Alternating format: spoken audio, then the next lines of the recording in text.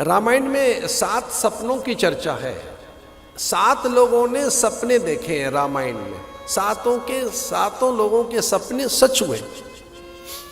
एक ने तो लंका में देख लिया, सपने बानर लंका जारी।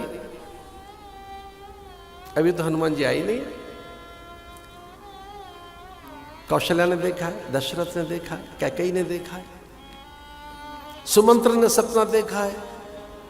हाँ, गुरुदेव ने तो कभी, उनको तो संसारी ये माया है, संसारी झूठा है, लेकिन गुरुदेव वशिष्ठ ने भी सपना देखा एक बार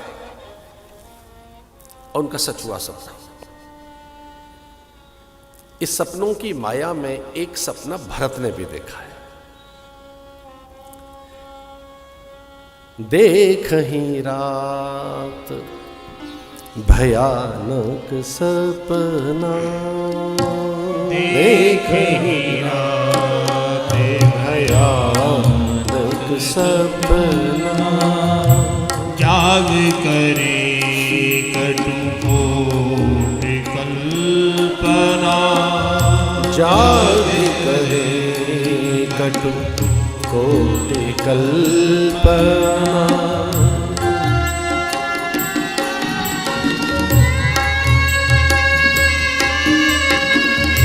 देखहि रात भयानक सपना,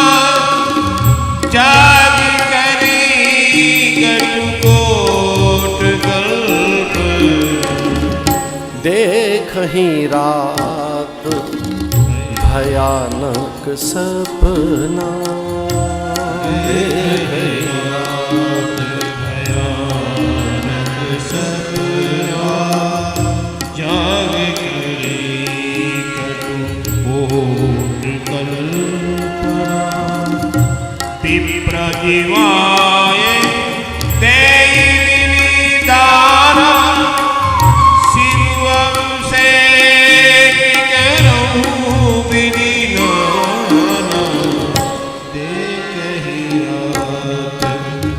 भयानक सपना देखकर व्याकुल भरत। सपने 7 प्रकार के होते हैं।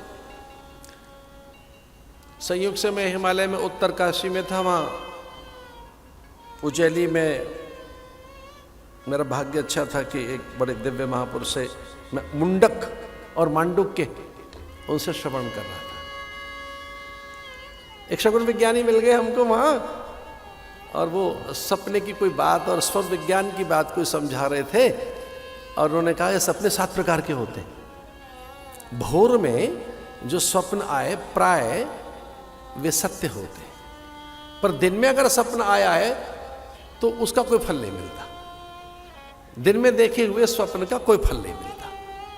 अथवा तो स्वप्न देखकर आप सो गए, फिर से नींद आ गई है, तो कोई फल नहीं मिलता उसका।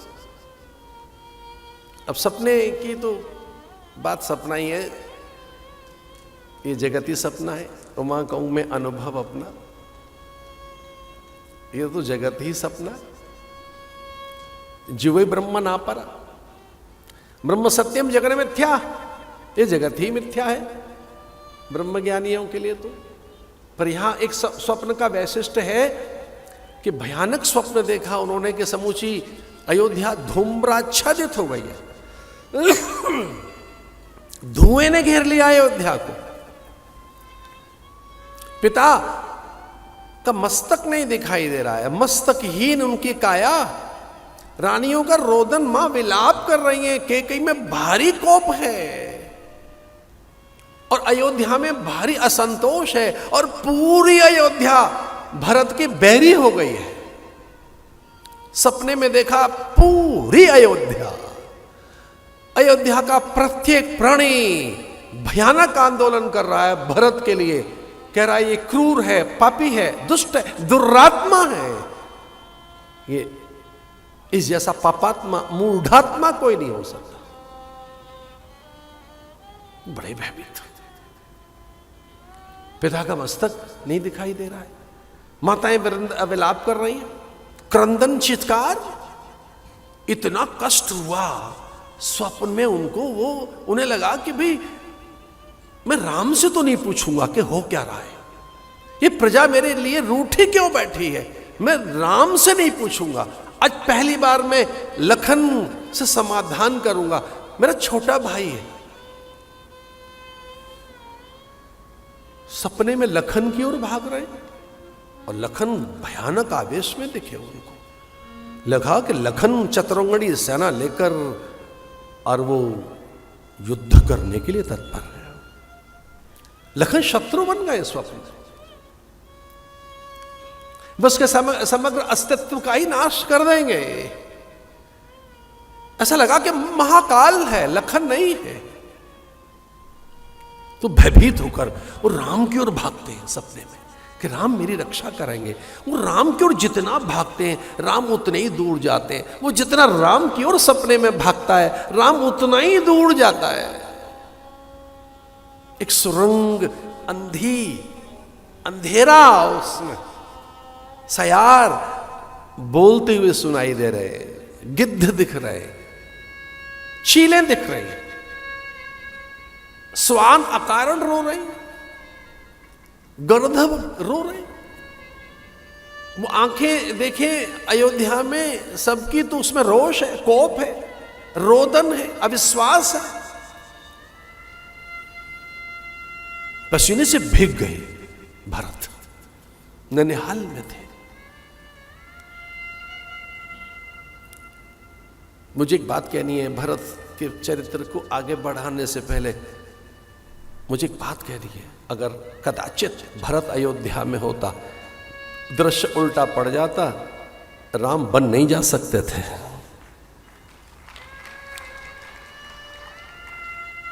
ये लीला ठहर जाती, ये तो प्रकृति ने भरत को यहां भिजवा दिया।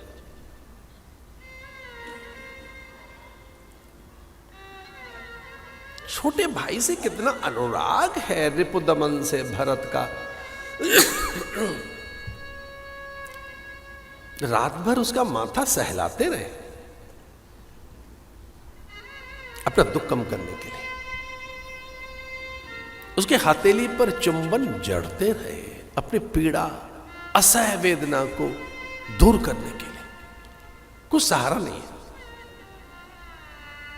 दुख में अपने सहारा देते। भयानक दर्द है।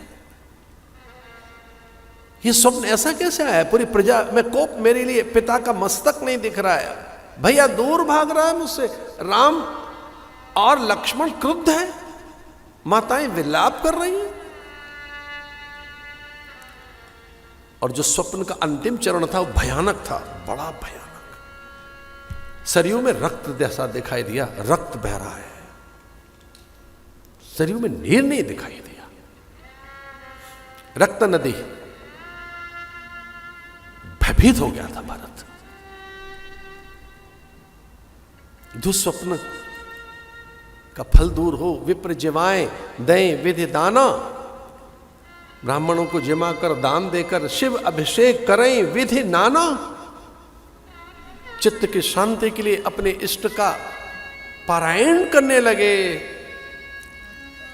महादेव की उपासना करने लगे। और अभी अभिषेक में से उठे ही थे कि हकारे वे धावक, वे अश्व दौड़ाते हुए वायु वेग से मातुल घर में पहुंचे थे। मातुल माने मामा के घर।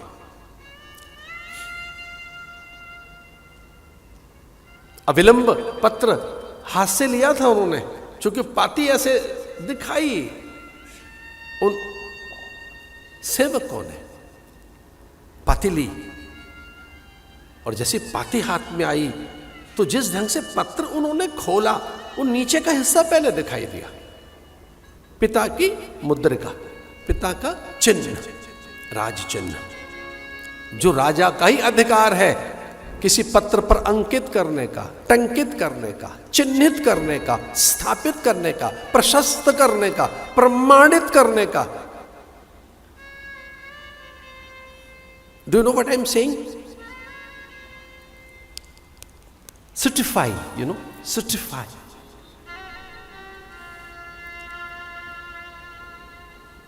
The documentation, document,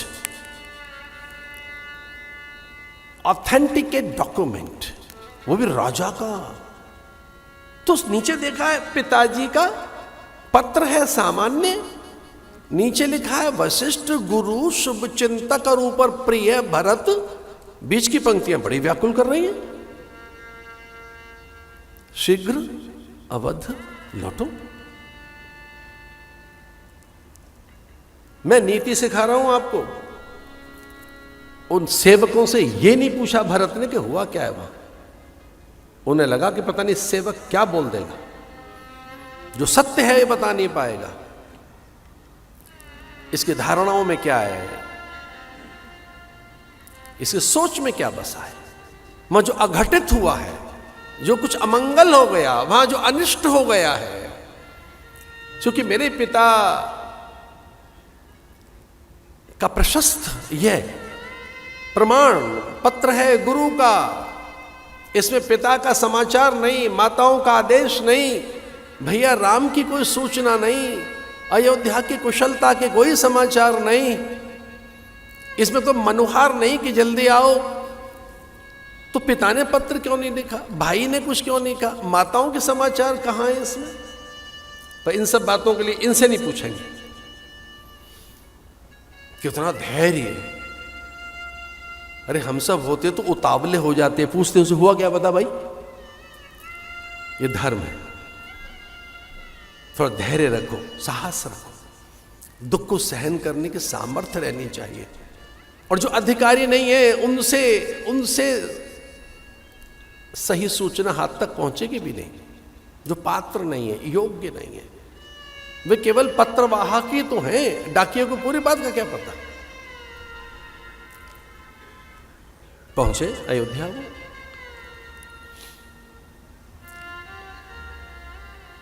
वही दृश्य था अयोध्या में। सरयू चुप, शांत, मौन, स्थिर, व्यथित, भयानक पीड़ित,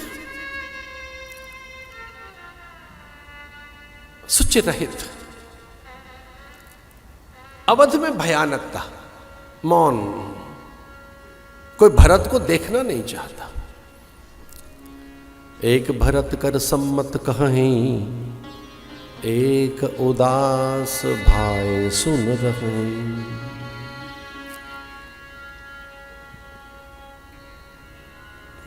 एक कहें ये बात अलीहा, कान मूद कर रद गई जी हाँ। घोड़े बहुत देर तक हिरिनाते रहे थे। प्रतोद की फटकार पहली बार लगाई। जीवन में कभी भी, प्रतोद कहते हैं संस्कृत भाषा में, प्रतोद संस्कृत भाषा का शब्द है, चाबुक को कहते हैं, चाबुक। घोड़ों की जो वल्गाएं होती हैं, वल्गाम, जब वो न चले तो वल्गाएं खींची जाती हैं और चाबुक मारी जाती है उनको, माने प्रतोद। तो इतने ज्यादा अनियंत्रित हो गए घोड़े कि राजा के वो घोड़े सुमंत्र को उनको फटकार लगानी पड़े। प्रतोद की भयानक फटकार कि बार बार राम की ओर क्यों जाते हो, चलो अयोध्या। लेकिन वो लौटकर फिर राम की ओर भागते थे। अंततः रथ से उतरे थे सुमंत्र। प्रतोद की जहां फटकार लगाई थी वहां अपने ओठ रखे थे, घोड़ों को चूम लिया था, उन्हें अंक में भर लिया था, हाथ जोड़कर उनसे कहने लगे थे कि जो कष्ट आपको है उतना ही मुझे भी है। मैंने जीवन में कभी आपको आदेशित नहीं किया है। सुमंत्र आपका शासक आपको आदेशित करता है, सीधे रास्ते चलो। तो अगर आप धर्म प्रतिज्ञा, दृढ़ निश्चय आपका संकल्पित है, व्रत भंग कभी नहीं किया आपने, तो पशु पंछी आदि जैसे अहिंसा प्रतिष्ठायाम तत्सन्निधौ वैर त्याग, पतंजलि कहते हैं। विशोकावाद ज्योतिष्मति, अगर आपकी समाधि सिद्ध हो गई है तो समूची प्रकृति आपके अनुकूल हो जाएगी। फिर आप जो सोचेंगे वही होगा, और स्वयं में नहीं अन्य में भी शोक कभी नहीं हो सकता। किसी के भी शोक का हरण वह व्यक्ति कर लेता है, जिसे ब्रह्मानुभूति हो जाती। रीता रथ देखकर और किस ढंग से विलाप करने लगे थे राजा दशरथ। घोड़ों की हिनहनाहट उन्हें सुनाई तो दे गई थी। पता नहीं कहां से बल आया और वह सौत पर खड़े होकर रथ को देखने लगे कि राम लौट आया। लेकिन रीता रथ देखकर, सोना रथ देखकर फिर वो ऐसे गिरे कि उठ नहीं पाए। राम विहीन रथ को देखकर वो जिस ढंग से धरा पर गिर पड़े, फिर उठ ही नहीं सके। राम राम कही राम कही, राम राम कही राम, राम राम कहे राम कही, राम राम कहे राम, तनु पर हरे रघुवर मेरे नाम गयो सुरधाम।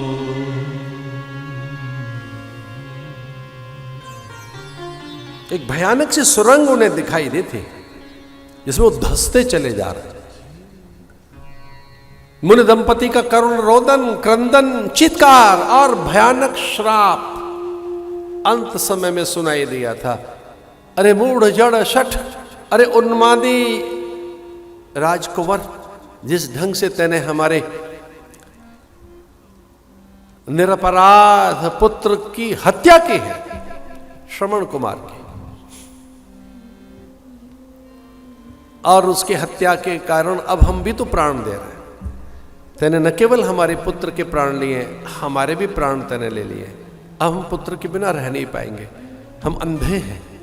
दशरथ जल लेकर गए तो थे वो, श्रवण की अकारण हत्या के बाद अपरिचित अजान से जल लेकर और हत्यारे के हाथ का जल पीकर हम प्राण रखेंगे अपने।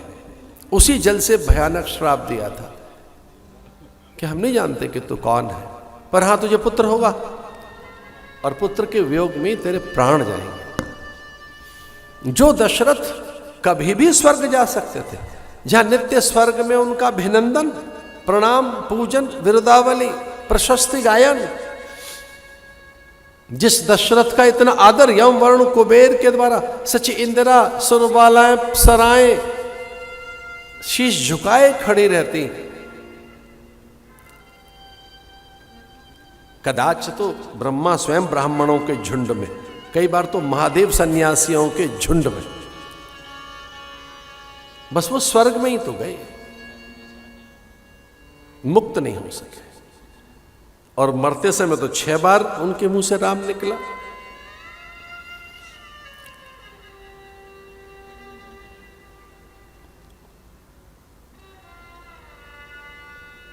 अंतकाल में जैसा नाम निकलेगा, जो गतिमति रहती है, जो विचार दृष्टि रहती है, जो धारणा, अध्यास और अभ्यास रहता है, जिस प्रकार की प्रवृत्तियां और प्रकृति रहती है, जैसा संकल्प और मनोवृत्तियां रहती हैं, तदनुकूल वैसी देह मिलती।